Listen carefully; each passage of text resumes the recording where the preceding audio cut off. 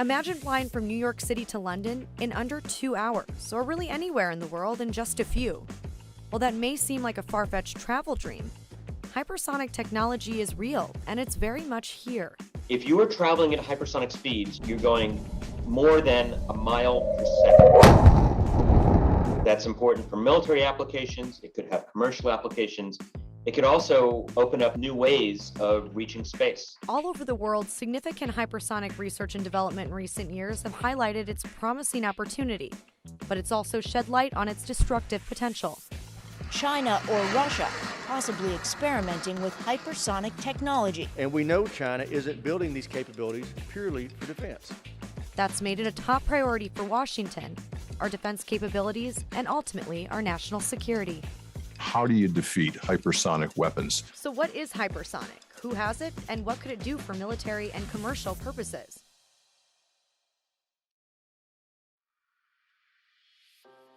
Hypersonic is a measure of speed. It's anything that travels through the air above Mach 5, or 5 times the speed of sound.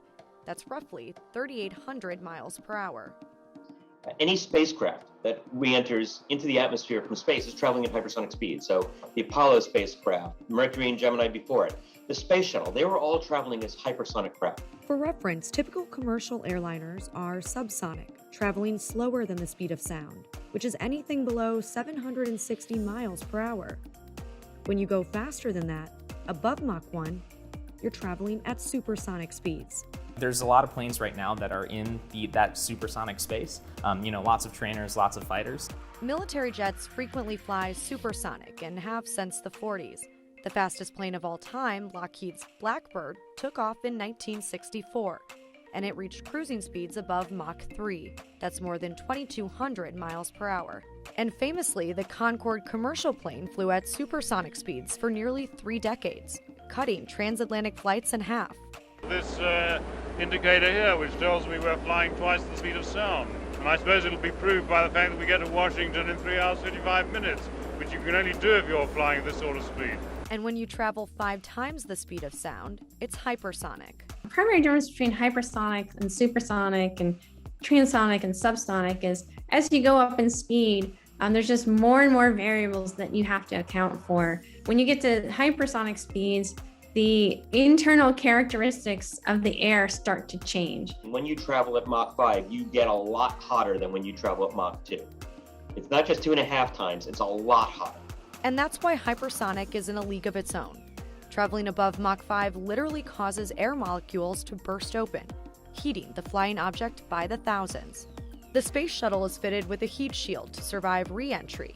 But that isn't a practical solution to long-duration hypersonic flight.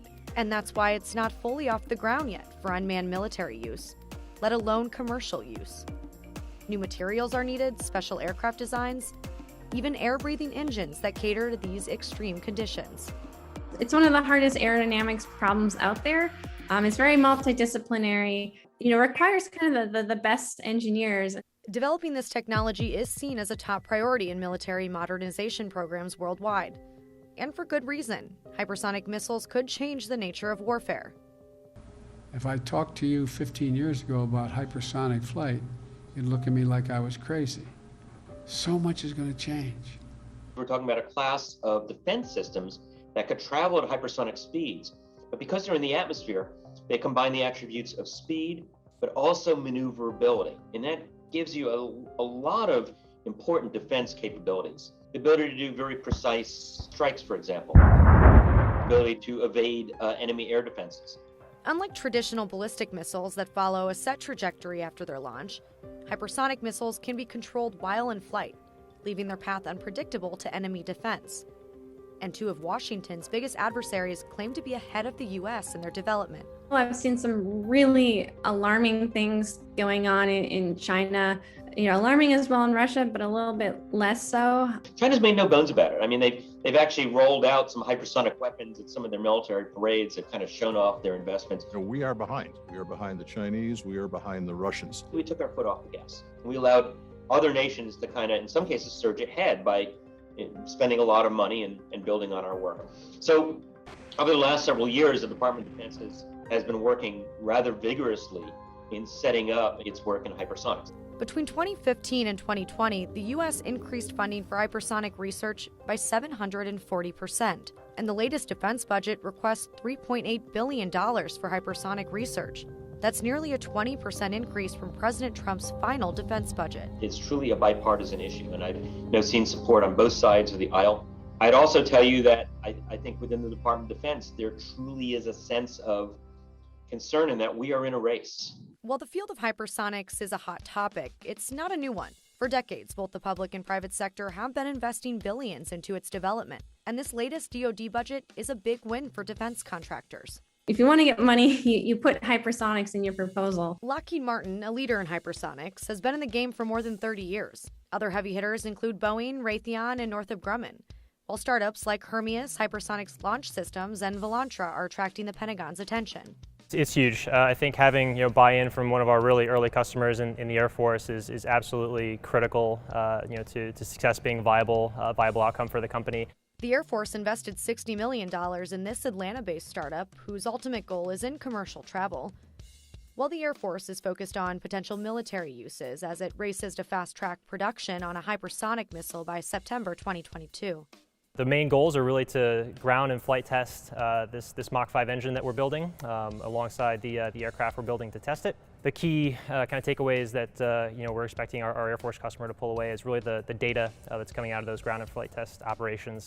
The DoD is gathering data across multiple agencies, industry leaders, and academia as it races to build its hypersonic warfighting capabilities. And the department's invested about $250 million to lead that coordination. In October 2020, the department created the Joint Hypersonics Transition Office and the University Consortium for Applied Hypersonics. This is something really new and exciting for the hypersonics community, and I think it's also a new way of interacting with universities within DoD. This joint effort comes at a time China, Russia, and now North Korea claim they've successfully fired hypersonic missile tests, and the fear is their nuclear aspirations. Are you concerned about Chinese hypersonic missiles? Yes. One of the biggest challenges of hypersonic flight for both missiles and planes is the heat. And this applies to anything flying at those speeds. Simply put, it's a physics problem that's yet to be solved. The equations get very, very complicated, and so you can't just write out a simple equation like you could for some low speed or even supersonic problems. There was a general rule: the power, that is the rate at which energy is delivered to a vehicle, is proportional to the cube, the third power of velocity. It means you double the speed, you increase the power by a factor of 8. The aircraft's design also needs to be altered based on the lift, drag, and velocity experienced during hypersonic conditions. For one, smaller wings. That's where a lot of the effort goes in on the design of the aircraft here at Hermes. Is really, we're not just building that hypersonic aircraft, but we're building an aircraft that can take off and land, accelerate up to that Mach 1, the speed of sound, going past that into supersonic, and then all the way to Mach 5. You need an engine that can propel you at those speeds. Now, rockets can get you up to those speeds, but rockets aren't particularly good for sustained flight for long periods of time in the atmosphere. So one of the keys to that technology that we've envisioned was the development of something called a supersonic combustion ramjet engine. It's a type of jet engine that works in the atmosphere at very high speeds. The beauty of a scramjet, you're going so fast through the atmosphere that you no longer have to run a compressor to compress the air and then ignite it. The air is being compressed by the mere speed of the vehicle itself, and it becomes self-sustaining. The act of testing itself presents another challenge. Real-life flight tests are costly, so researchers have to use alternative methods on the ground, like the hypersonic wind and shock tunnels designed at NASA or Purdue University, and computer simulation programs like MIT's. But the experts argue the data doesn't compare to real life. You can't solve any of these problems in a vacuum. You have to have a full-blown simulations with some variables taken out and high-power computers.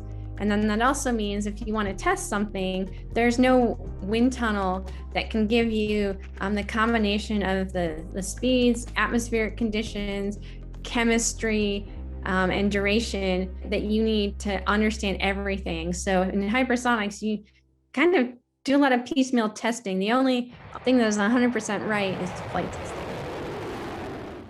The Defense Department views hypersonic weapons as one of its highest priorities and says it'll have warfighting capabilities within the next few years. 3 military branches and DARPA, the Defense Advanced Research Projects Agency, have their own missile programs well underway. And based on the latest defense bill, they're expecting to be deployed between 2022 and 2025. I would say for the next 5 years, we expect to see several systems deployed in kind of limited operational capabilities.